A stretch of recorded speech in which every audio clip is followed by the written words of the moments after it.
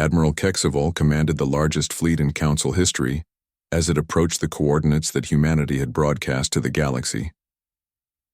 300 of the Council's most advanced warships moved in perfect formation toward the edge of known space. Their mission was simple: find the human refugees and bring them back to face justice for their crimes against galactic order. But as the fleet reached the supposed location of humanity's new frontier, Kexavol's sensors found only empty space. There were no planets, no space stations, no signs of the massive civilization that the humans claimed to have built. There were only strange quantum readings that made no sense, and gravitational anomalies that seemed to exist without any visible source. All ships, begin deep space scan. Look for cloaked installations or hidden bases, Kexavol ordered. He refused to believe that hundreds of millions of humans could simply vanish without leaving any trace. The scanning had barely begun when the impossible started happening. One by one, the Council ships began to experience catastrophic system failures. Not from weapons fire or sabotage, but from something far more disturbing. Their technology was being gently but firmly shut down by forces that the Council's science could not identify or resist. The warship Eternal Vigilance simply stopped working. All systems went offline except for life support and basic communication. The mighty dreadnought Justice of Order found its weapons turning to harmless light displays. The flagship Council's Wrath discovered that its shields had become decorative energy fields with no defensive capability. "This is impossible," Kexavol muttered, as he watched his invincible fleet being rendered helpless by invisible attackers. "Our shields are designed to resist any known form of energy weapon. Our armor can withstand the explosion of a small star." A gentle voice spoke from the communication system, though no incoming transmission was detected. It was Jake Harrison, speaking as calmly as if he were sitting in the same room. "Admiral Kexavol, your weapons and defenses are indeed impressive, but they are designed to fight enemies that exist in the same reality as you do. We have moved beyond such limitations. Show yourself, human," Kexavol demanded. "Stop hiding behind your tricks and face us in honorable combat." Very well. Space around the Council fleet began to shimmer like water. Reality twisted and folded until something vast began to materialize.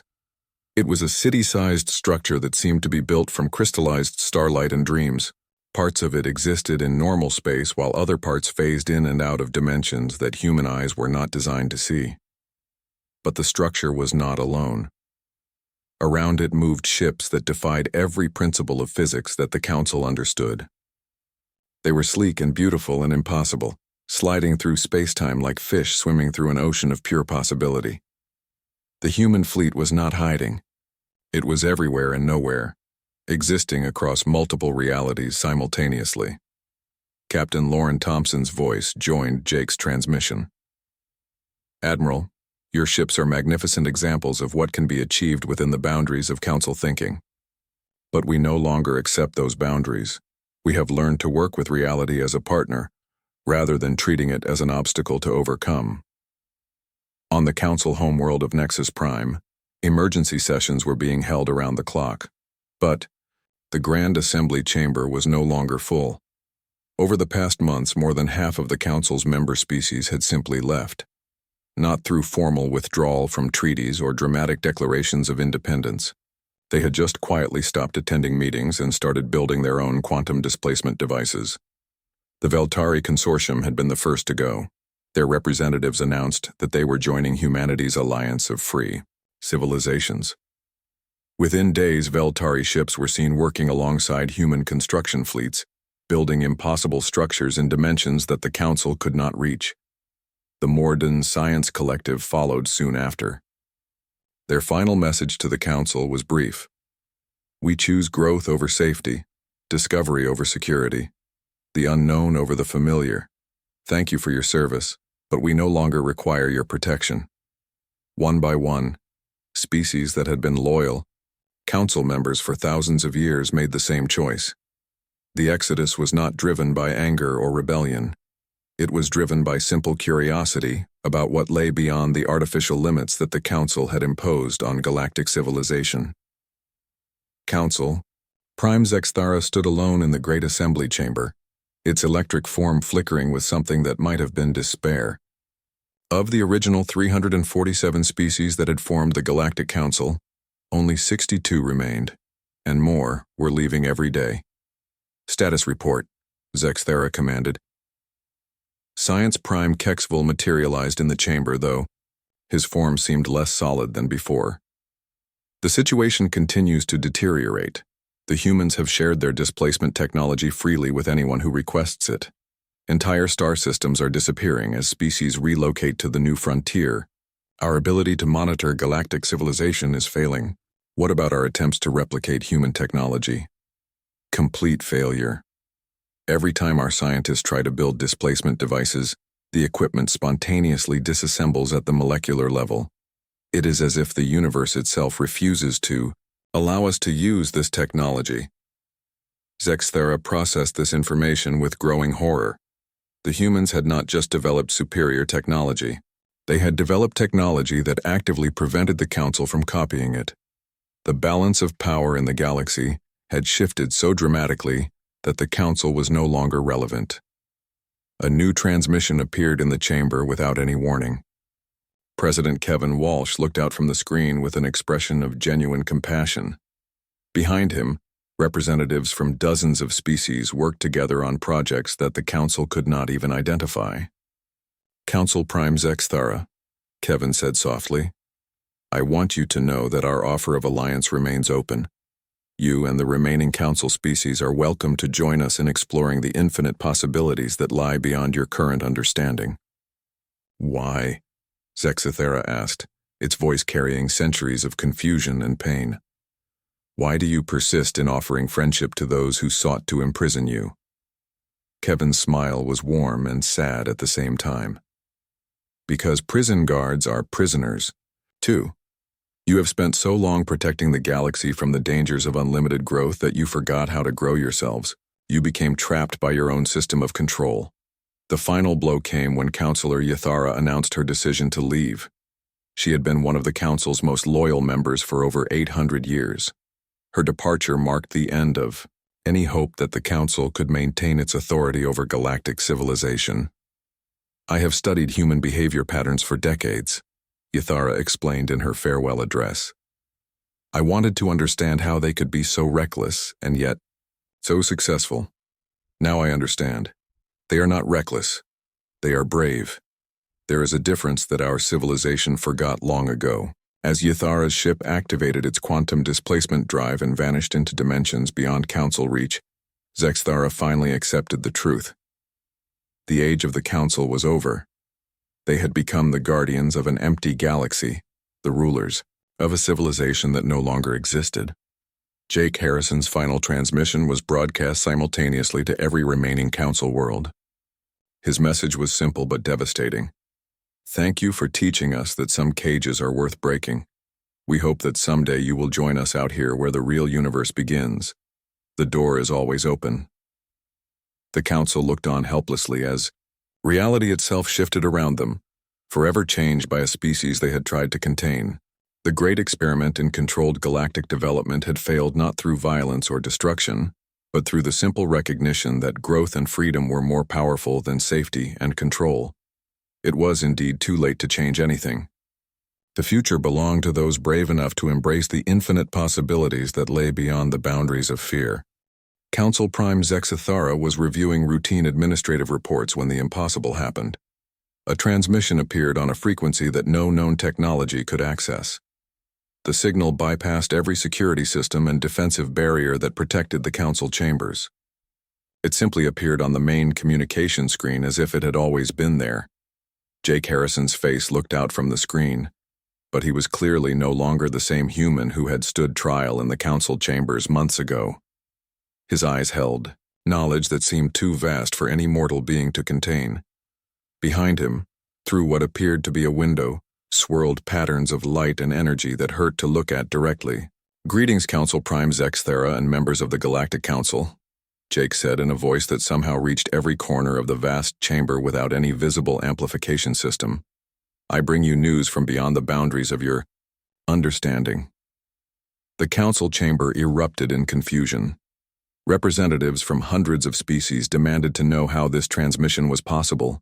Security systems that had never failed began displaying error messages. The most advanced civilization in the known galaxy was being contacted by technology they could not comprehend. "Silence," commanded Zexathara, though its mechanical voice carried less authority than usual. "Human ambassador, explain how you are able to communicate across such vast distances without using council-approved channels." Jake smiled with what might have been pity. "Distance has no meaning when you exist across multiple dimensions simultaneously. We are not far away, Council Prime. We are everywhere and nowhere. We have learned to step outside the small box of reality that confines your thinking." The transmission shifted, and Dr. Emma Rodriguez appeared beside Jake. She held a device that looked like a crystalline flower made of pure light. "This is a quantum resonance communicator. It works by creating temporary bridges between parallel realities. Your science is based on the assumption that there is only one universe. That assumption is wrong." Mordun, the Council's leading scientist, leaned forward in her observation sphere. "Impossible. The energy requirements for cross-dimensional communication would exceed the output of an entire star. No species has ever achieved such technology." Emma's smile was patient, like a teacher explaining simple mathematics to a young student. "You are still thinking in terms of energy consumption, rather than energy creation. We do not use power to force reality to bend. We convince reality to want to bend. We work with the universe instead of against it." The transmission expanded again, and Admiral Lisa Carter appeared.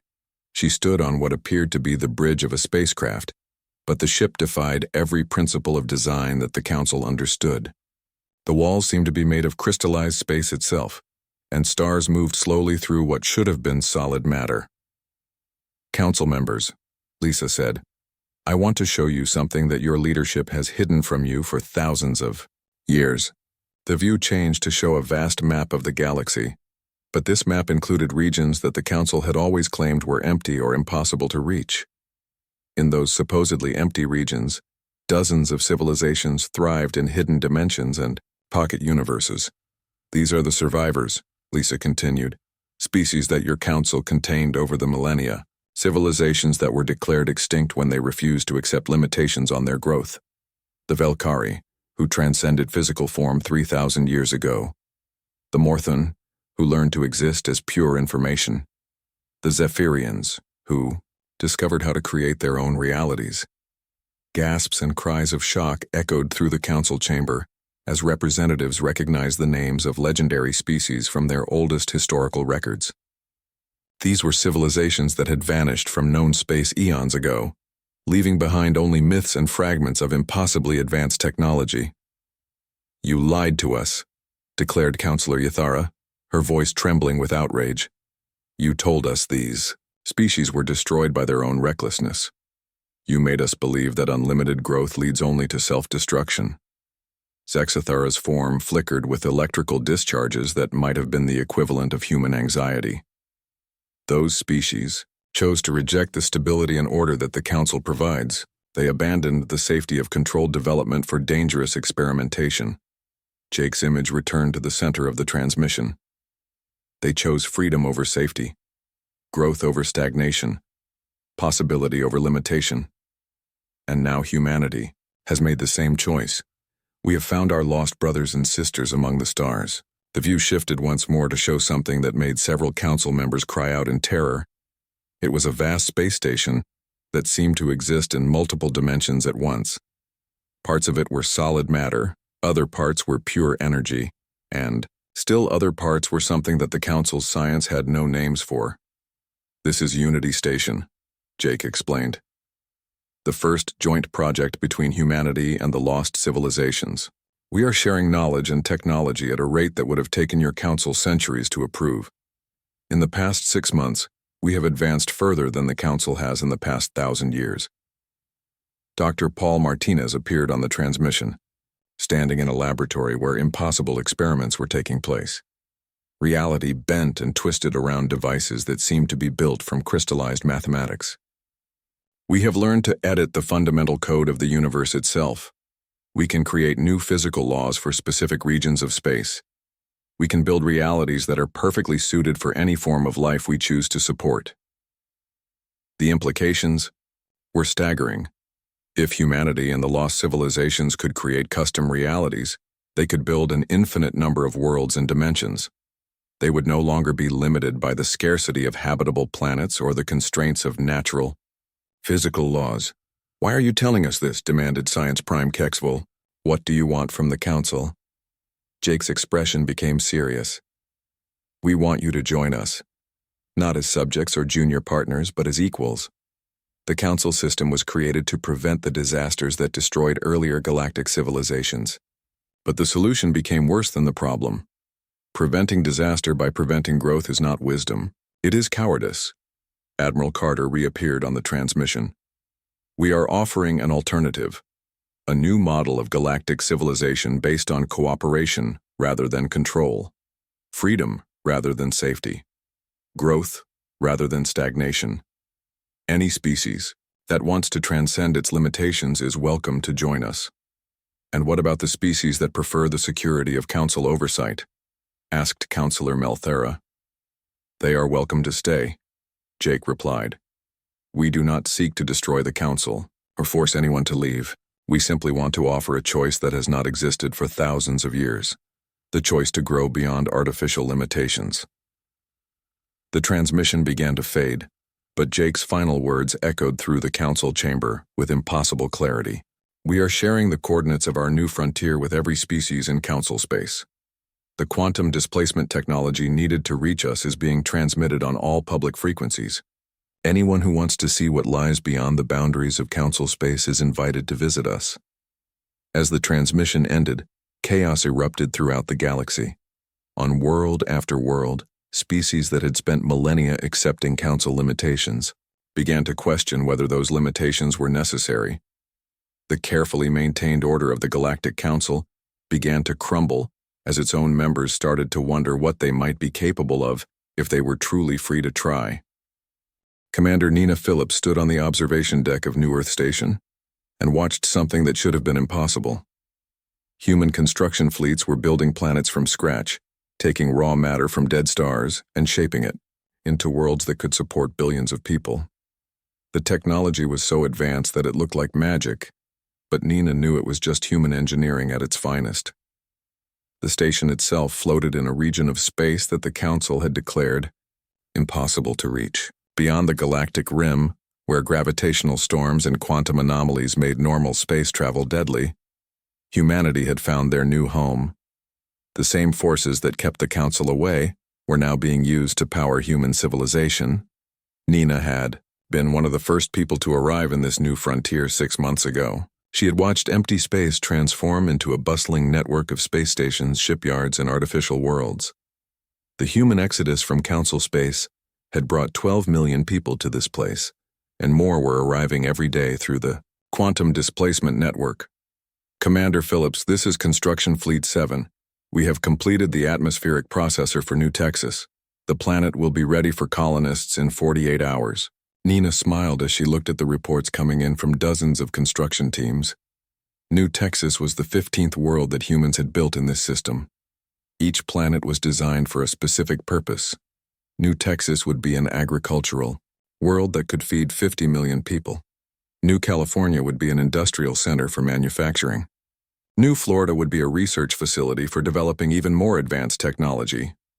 Dr. Paul Martinez walked onto the observation deck, carrying a tablet full of equations that hurt Nina's brain to look at. Paul was the genius who had figured out how to make quantum displacement technology work on such a massive scale. His discoveries had allowed humans to not just escape from the Council, but to transcend the limitations that had confined them for so long. "Nina, you need to see this," Paul said, showing her the tablet. "We've made another breakthrough. We can now create stable pocket dimensions, entire universes that exist parallel to normal space. We could build civilizations that span multiple realities."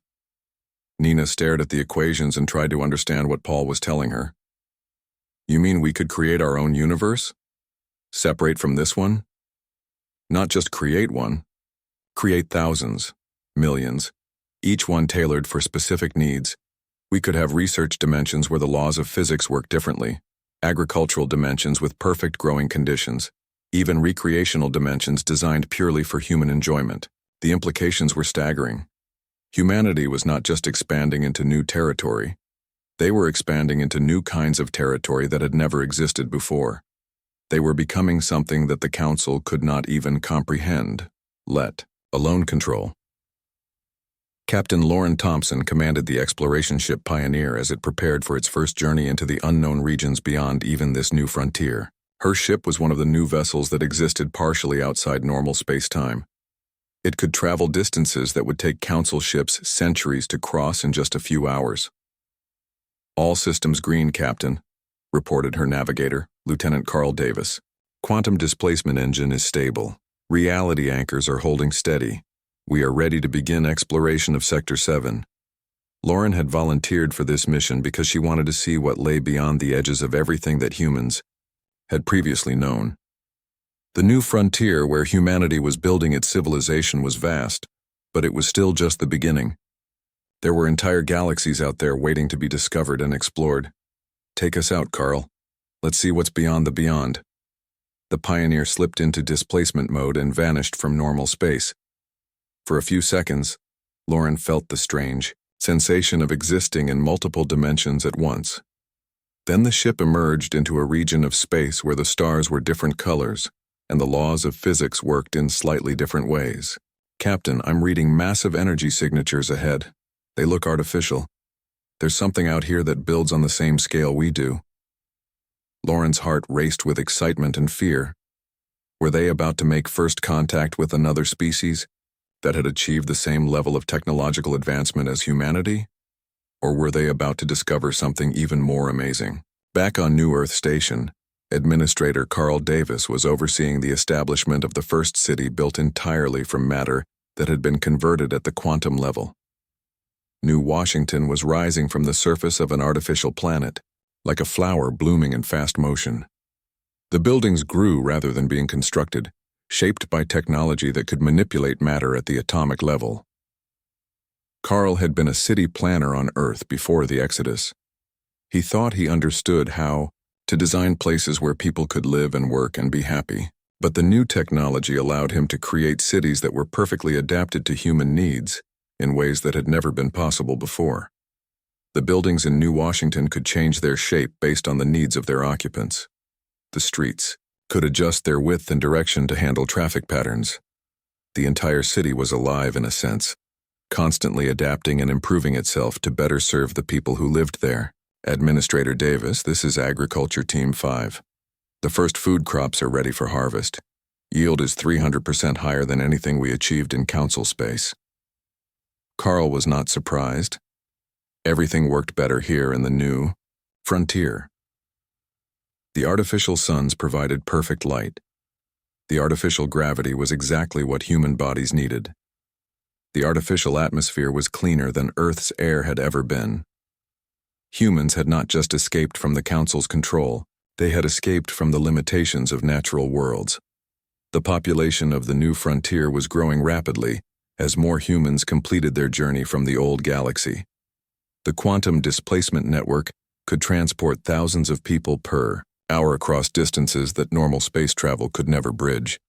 Families separated by the Exodus were being reunited. Scientists were sharing discoveries that would have taken decades to communicate through normal channels. Most importantly, humans were discovering that they were not alone.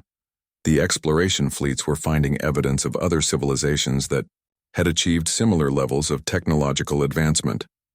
Some of these civilizations had once been confined by the Council, just as humanity had been. Others had never been discovered by the Council at all.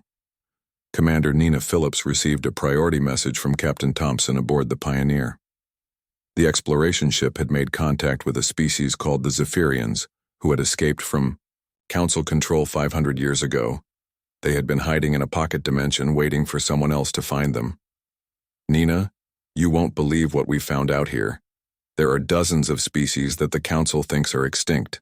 They've all been hiding, waiting for someone strong enough to challenge the Council's authority. The Zephyrians want to join our alliance. They have technology that even we don't understand yet." Nina felt a surge of excitement as she realized what this meant. Humanity had not just found a new place to live. They had found allies who shared their vision of freedom and growth. Together they could build something that the Council could never destroy or control. The new frontier was becoming something more than just a refuge for escaped humans.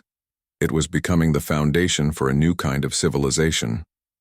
One based on cooperation instead of control, growth instead of limitation, freedom instead of fear. Council enforcer Veltar landed his ship on the surface of New Geneva and immediately knew something was wrong. The planet was too quiet. There should have been the sounds of human machinery and vehicles and voices. Instead, there was only wind, blowing through empty streets. Veltar was a member of the Kethari species. His people had been serving the Council for 3,000 years as peacekeepers and investigators. They were good at finding things that were hidden and solving mysteries that confused other species. But as Veltar walked through the deserted, human colony, he felt confused in ways he had never experienced before. The buildings were all intact, the streets were clean, the power systems were still running. But every single human was gone. 30,000 people had simply vanished without leaving any trace of where they had gone or how they had left. Veltar had investigated hundreds of abandoned colonies before, but this was different. This looked like the humans had planned their disappearance down to the smallest detail. Command Center, this is Enforcer Veltar. The human colony on New Geneva is completely empty. I repeat, completely empty. No signs of struggle or hasty departure. Requesting science team for detailed analysis. 2 hours later, Science Cast. Leader Morden arrived with a team of 50 specialists. Morden was one of the most intelligent beings in the Council. Her species could process information faster than quantum computers and see patterns that other minds missed. If anyone could figure out what had happened to the humans, it would be her. Morden and her team spent 3 days examining every building and street on New Geneva. They found something impossible. The humans had not just left cleanly, they had left perfectly. Every piece of human technology had been removed. Every computer had been wiped so thoroughly that not even quantum-level traces remained. Every surface had been cleaned of human DNA using methods that the Council did not understand. This level of precision is not possible for a level 4 species, Morden reported to the Council. The humans would need technology and knowledge that should not exist in their civilization for another 500 years. But the most disturbing discovery came when Morden analyzed the quantum signatures left behind in the areas where human ships had been parked. The readings made no sense according to Council science. They suggested that the humans had used some form of displacement technology that operated outside the normal laws of physics. Impossible, declared Science Prime Kexville when he reviewed Morden's report. Displacement technology requires understanding of 11-dimensional quantum mechanics. The humans barely understand 3-dimensional space. They could not have developed such technology without our knowledge. Similar reports came in from every human colony across the galaxy. The human settlement on Ross 128b was empty. The mining operation on Proxima Centauri b was abandoned. The research station on Wolf 359c was deserted. In every case, the humans had vanished completely, leaving behind only impossible quantum signatures and perfectly clean facilities. Admiral Kexavol of the Council fleet received orders to investigate the edges of human space. If the humans were trying to escape to some hidden colony, his ships would find them. Kexvol commanded a battle group of 12 heavy cruisers equipped with the most advanced sensors in the galaxy. Nothing could hide from his fleet. The battle group arrived at the edge of the Sol system expecting to find human ships trying to sneak away to unknown destinations. Instead, they found something that made no sense. There were quantum disturbances throughout the area, but no ships. The disturbances looked like the signatures left by massive spacecraft, but there was nothing there to see. All ships, begin wide-range sensor sweep, Kexavol ordered. Look for cloaked vessels or hidden bases. For 6 hours, the Council fleet searched empty space. Their sensors found quantum echoes and gravitational anomalies and energy patterns that suggested the presence of enormous spacecraft. But when they moved to investigate, they found nothing but empty vacuum. Then something impossible happened. One by one, the Council ships began to experience complete system failures. not damage from weapons or sabotage. Simple failure, as if their technology had suddenly forgotten how to work. Life support remained online, but weapons, shields, and engines shut down completely. Kexval watched in horror as his flagship's main computer displayed a message in perfect council standard language. Your pursuit is not welcome here. Return to your own space. This is your only warning. The message appeared for exactly 10 seconds and then vanished. All ship systems immediately returned to normal function. But when Kexval tried to continue the pursuit, the same thing happened again. Every time his ships moved toward the quantum disturbances, their systems shut down until they turned back. On the Council homeworld of Nexus Prime, emergency sessions convened in the Great Assembly Chamber. Representatives from hundreds of species gathered to hear the disturbing reports coming in from human space. The humans had not just broken Council law, they had apparently developed technology that surpassed anything in the Council's arsenal. Counselor, Yathara presented the most frightening analysis of all. She was the Council's leading expert on alien psychology and behavior patterns. Her job was to predict what different species would do in various situations. Her computer models had been accurate for over 1,000 years. Fellow Council members, Yathara began, I have completed my analysis of human behavior patterns over the past 23 years. The results are deeply disturbing. Every human action during this period appears to have been part of a single, coordinated plan. The assembly chamber fell silent. Hundreds of alien species stopped their various forms of communication to listen. Every human trade agreement was designed to gather specific resources and technologies. Every cultural exchange was used to collect intelligence about Council operations. Every act of apparent cooperation was actually preparation for what we are seeing now. The humans have been planning this escape since the day we first made contact with them.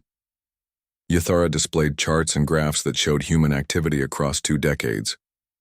When viewed as a whole, the pattern was obvious. The humans had been systematically preparing to break free from Council control. They had gathered the knowledge and materials they needed while pretending to be obedient junior members of the galactic community. Most concerning of all, Yathara continued, my analysis suggests that the human exodus is not complete. This appears to be only the first phase of a larger plan. Based on their behavior patterns, I believe the humans intend to return. And, when they do, they will not be the same species that we confine to their home system. In the stunned silence that followed, Council Prime Zexthara spoke for the first time since the crisis began. What do you mean, Counselor Yathara? Return for what purpose?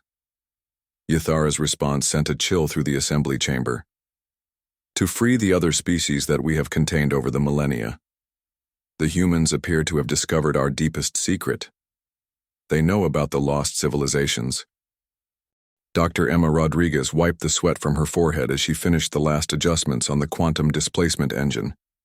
The machine was the size of a small building, and it hummed with power that could tear holes in space itself. For 15 years she had worked on this project in secret laboratories, hidden deep underground on Earth and on human colonies throughout the galaxy. The Council thought humans were too stupid to build such technology. They believed that faster than light, travel was impossible for any species below level 7 development. The Council was wrong about many things, but they were especially wrong about human intelligence. Humans had a gift for taking impossible problems and finding simple solutions.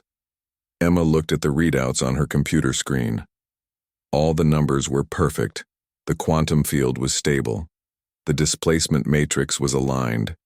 The reality anchor was holding steady. Everything was ready for the first test. She pressed the communication button on her desk. Captain Turner, this is Dr. Rodriguez. The engine is ready for activation. Captain Alex Turner stood on the bridge of the cargo ship New Hope. To anyone watching from outside, it looked like a normal human freighter carrying supplies between colonies. The ship was old and slow and not very impressive. But hidden inside, its hull was technology that would make the Council's fastest warships look like children's toys. Roger that, Dr. Rodriguez. Beginning departure sequence now. Alex had been chosen for this mission because he was good at looking calm when everything around him was falling apart. His crew of 32 men and women had trained for this moment for 5 years. They all knew that if something went wrong, they would probably die in ways that human science could not explain. The New Hope was carrying 800 colonists from the human settlement on Kepler 452b. The Council would arrive at that colony in 3 days to begin the forced evacuation. They would find empty buildings and clean streets and no sign that humans had ever lived there. The colonists would be long gone by then, traveling to a place the Council could never follow. "Emma, start the engine," Alex said into his communicator. Deep, in the ship's engine room, Emma pressed a red button. The quantum displacement engine came to life with a sound like thunder mixed with singing. Reality twisted around the New Hope like water going down a drain. Space and time bent and folded until the ship was no longer in the same universe where it had started.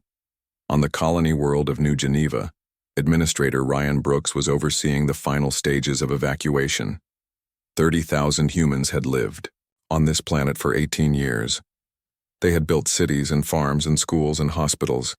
They had made New Geneva into a real home. Now they were leaving it all behind. But they were not running away in fear. Every person on New Geneva knew exactly what was happening and why. They had voted on this plan years ago when the first signs appeared that the Council was getting worried about human expansion. The evacuation was not a retreat. It was a strategic repositioning. Ryan walked through the empty streets of New Geneva City. The buildings were still there, but they looked like movie sets after all the actors had gone home. Every piece of human technology had been removed. Every computer had been wiped clean. Every trace of human DNA had been scrubbed away. The Council would find a perfectly clean planet with no clues about where the humans had gone.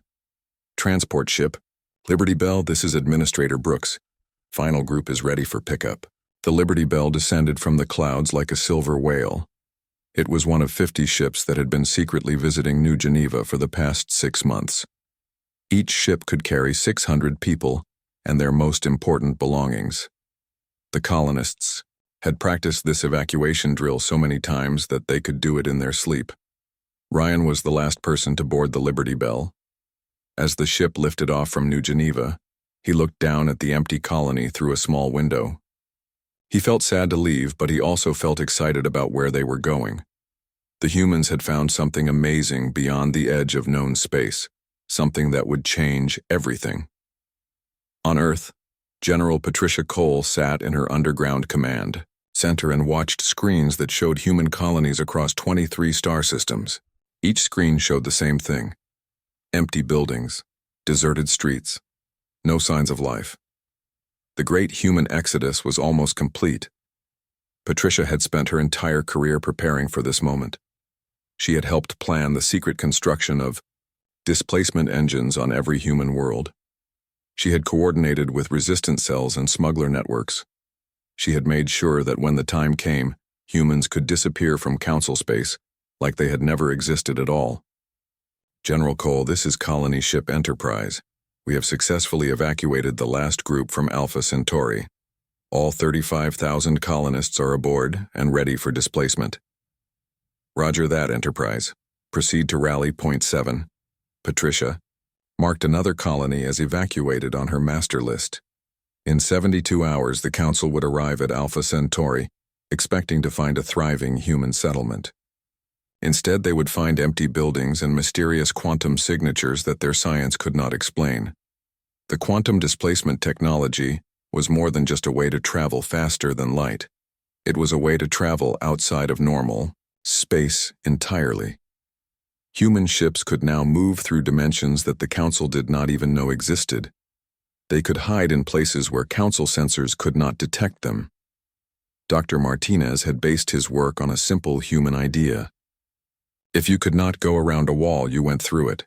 If you could not go through it, you went over it. If you could not go over it, you went under it.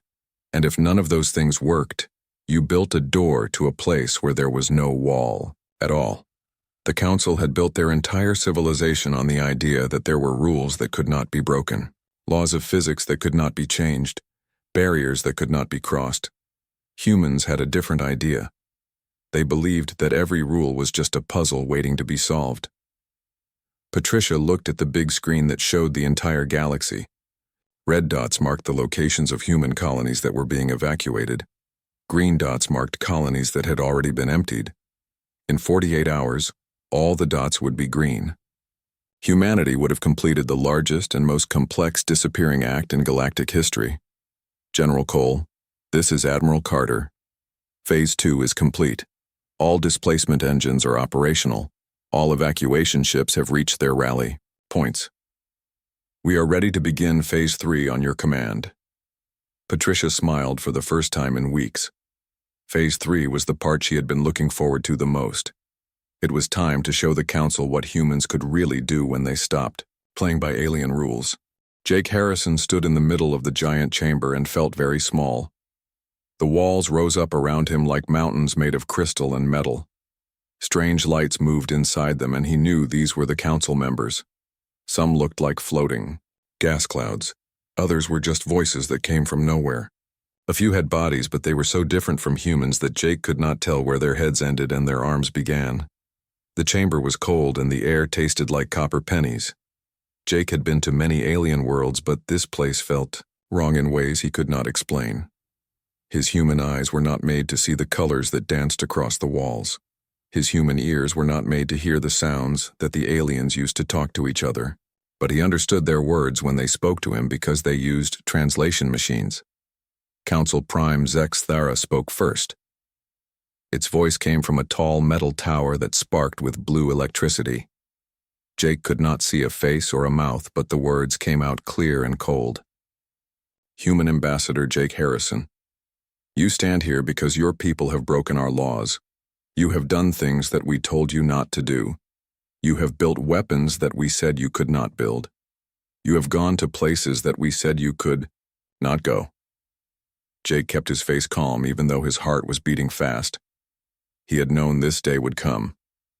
Every human leader had known it would come. They had been preparing for 23 years. Ever since the first day the aliens came to Earth and told them about the Galactic Council and all its rules. Your people are young and stupid, said another council member. This one looked like a giant jellyfish floating in a tank of green water. You do not understand how dangerous you are to yourselves and others. You make war. You destroy your own planet. You cannot be trusted with the power to travel between stars. Jake wanted to argue, but he stayed quiet. The council had made up its mind long before this trial started. They had decided what would happen to humanity before Jake even arrived at their space station. This was just a show to make it look fair. We have watched your people for many years, Zexathara continued. We have seen you fight each other over small pieces of land. We have seen you poison your air and water. We have seen you build weapons that could kill everyone on your world. This is why we made rules for you to follow. The council chamber was full of alien faces and shapes that Jake could barely understand. Some floated in the air. Others sat in chairs that were too big or too small for human bodies. A few looked almost human, but their skin was the wrong color or they had too many eyes. All of them were staring at Jake like he was a dangerous animal in a cage. You humans have broken the non-interference directive, said a council member that looked like a walking tree made of silver metal. You have given weapons to primitive species on 12 different worlds. You have taught them how to build spaceships.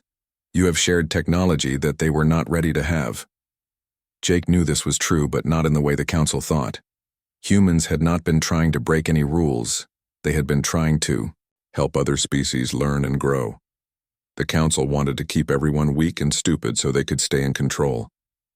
Humans believed that all thinking beings should have the chance to become better. Most serious of all, Zexthera said, you have built faster-than-light communication devices without permission. This technology is forbidden to all species below level 7 development. Your people are only level 4. This was the real reason Jake was here. The council was angry because humans had figured out how to talk to each other across the galaxy in real time. No more waiting months or years for messages to travel between star systems. Human colonies could now coordinate and work together like never before. The council was scared of what this might mean. What do you say to these charges, human ambassador? Zexthara asked. Jake looked around the chamber at all the alien faces. He thought about Earth and all the human colonies spread across dozens of star systems. He thought about Admiral Lisa Carter and the secret plans that were already in motion. He thought about all the scientists and engineers who had been working in hidden laboratories for decades. "We understand your concerns, Council Prime," Jake said in a calm voice. "We know that we have made mistakes. We are still learning how to be good members of the galactic community. We accept whatever punishment you think is fair." The aliens made strange noises that might have been surprise. They had expected Jake to argue or beg for mercy. Instead, he was acting like he did not care what happened next. Zexthera spoke the verdict. "Humanity will be confined to the Sol system. All human ships will be taken by our forces. All human colonies will be emptied and the people sent back to Earth. Council peacekeepers will watch your star system to make sure you do not try to leave again." Jake nodded like this was exactly what he had expected to hear. "We understand, Council Prime. We will tell our people to cooperate with your peacekeepers. Thank you for your patience with our young species." As Jake walked out of the chamber, he pressed a small button hidden in his jacket. Far away on Earth, Admiral Lisa Carter received a coded signal that meant just one thing. It was time to begin Protocol 7.